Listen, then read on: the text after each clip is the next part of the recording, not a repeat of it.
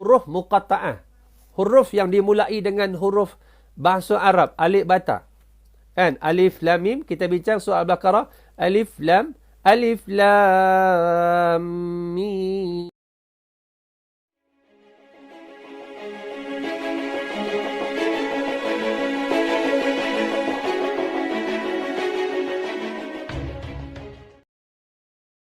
Huruf muqatta'ah. Huruf yang dimulai dengan huruf bahasa Arab. Alif bata. Kan? Alif lam mim. Kita bincang surah Al-Baqarah. Alif lam. Alif lam mim. Umar ni, dia mendengar bacaan daripada adik dia beberapa ayat dari surah Taha. Taha. Taha. Huruf Ta dengan Ha. Taha.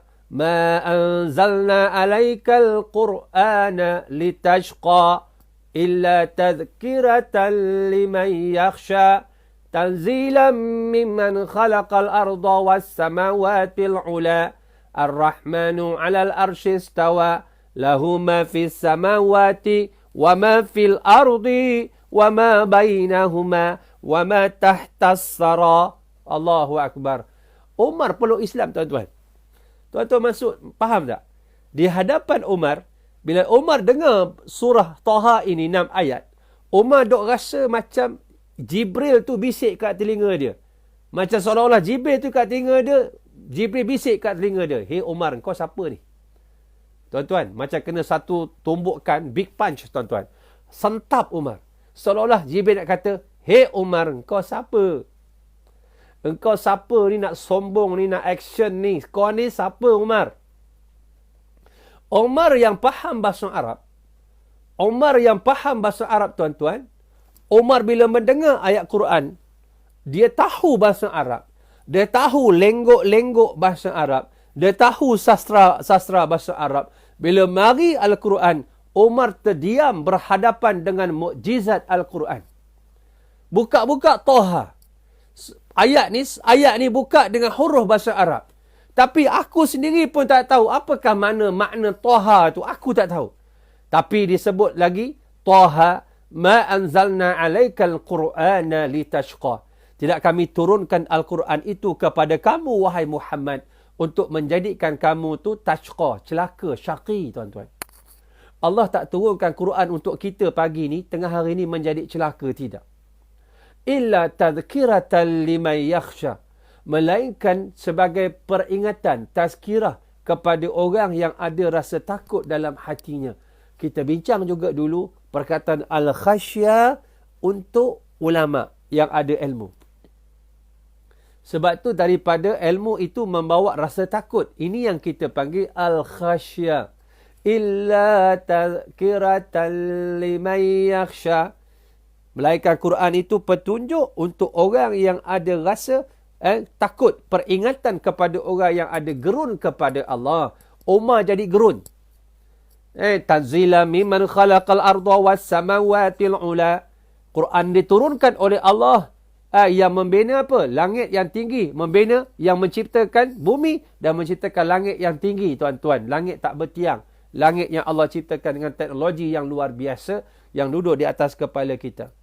Ar-Rahmanu 'alal arsy istawa. Dan juga Allah menyebutkan pada kita bagaimana kekuasaan dia merangkumi, meliputi aras dia yang maha luas. Kan? Tiba pada ayat yang ke-6, tuan-tuan, Umar terduduk, tuan-tuan. Lahu ma fis samawati wa ma fil ardi wa ma bainahuma wa ma tahta as-sara. Wahai Umar, kau siapa Umar? Yang aku ni Umar, yang aku nak beritahu pada kamu, kau ni siapa? Yang mana kau tu Umar, aku nak beritahu, Tuhan yang turunkan Quran ini, dia ada langit, dia ada bumi, langit dan bumi, bawah bumi pun dia punya. Engkau yang pijak atas bumi dia ni, kau ni siapa? Umar terduduk, tuan-tuan, bila kena pukulan ayat yang ke-6 daripada surah Taha, bila disebut lahu ma fis samawati wa ma fil ardi wa ma bainahuma wa ma tahta as-sara. Tuhan yang kirimkan Nabi Muhammad, yang turunkan Quran, yang kamu duk lawan Muhammad, yang kamu lawan orang yang ikut Muhammad, yang kamu tampar adik kamu tu sampai pecah-pecah hidung, yang kamu pukul adik ipar kamu tu sampai habis patah riuk, Kamu ni wahai Umar, kamu ni kena faham, Tuhan tu ada langit berlapis-lapis, ada bumi berlapis-lapis, langit bumi, bawah bumi. Wa ma tahtas sara, dan apa bawah bumi milik dia. Umar jadi lemah, tuan-tuan. Umar jadi lemah dengan kekuatan Al-Quran.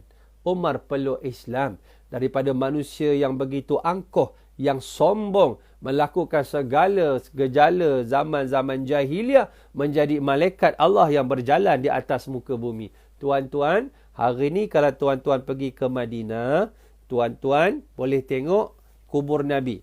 Sebelah kubur Nabi ada kubur sahabat bernama Abu Bakar As-Siddiq. Sebelah kubur Abu Bakar ada nama kubur sahabat Nabi seorang lagi yang bernama Umar Al-Khattab. Tuan-tuan, pernah tak tuan-tuan terfikir orang yang cuba membunuh Rasulullah hari ini kuburnya di sebelah kubur Rasulullah sallallahu alaihi wasallam? Tuan-tuan cuba fikir balik. Pernah tak kita terfikir orang yang cuba nak membunuh Nabi kuburnya dekat dengan kubur Nabi? Kita tak boleh fikir, tuan-tuan. Ini merupakan yang kita bincang tu tadi, hidayatu taufiq, petunjuk taufik datang dari Allah. Sebab tu bila Allah nak beri petunjuk, orang tu dulu isap dada, dia jadi orang yang hebat. Orang tu dulu sembah berhala, dia jadi hebat. Orang tu dulu lawan Islam, dia jadi hebat. Islam ni memuliakan seseorang. Islam menghina seseorang. Cara dia bila Allah angkat, tak ada siapa yang boleh turunkan. Bila mana Allah hinakan, tak ada siapa boleh angkat balik. Inilah yang kita panggil hidayatut taufiq. Yang pertama, hidayatud dilalah. Iaitu kita datang, kita sampai ke Islam. Kita ni sebagai petunjuk dilalah saja. Tapi kita tak boleh memberi mereka kesedaran untuk menerima Islam. Memberi kesedaran, hak mutlak dia Allah. Ini kita panggil hidayatut taufiq. Faham ne? Lalu, zalikal kitabu la raiba fihi hudalil muttaqin. Mengapa ayat ini tidak mengatakan bagi orang Islam? Tak dikatakan bahawa petunjuk hudal lil muslimin. Tapi lil muttaqin. Kerana orang Islam itu sendiri terbagi pada beberapa tahap. Sebahagian mereka ada yang melakukan dosa besar. Maka orang seperti ini belum memperolehi hidayah itu dengan sempurna. Sebahagian lagi ada yang bertanya. Yang kerjanya hanya melakukan dosa dan kemaksiatan. Orang ini juga belum memperolehi hidayah itu dengan sempurna dan menyeluruh. Maka Allah Subhanahu wa taala berfirman, "Dzalikal kitabu la raiba fihi hudal lil muttaqin."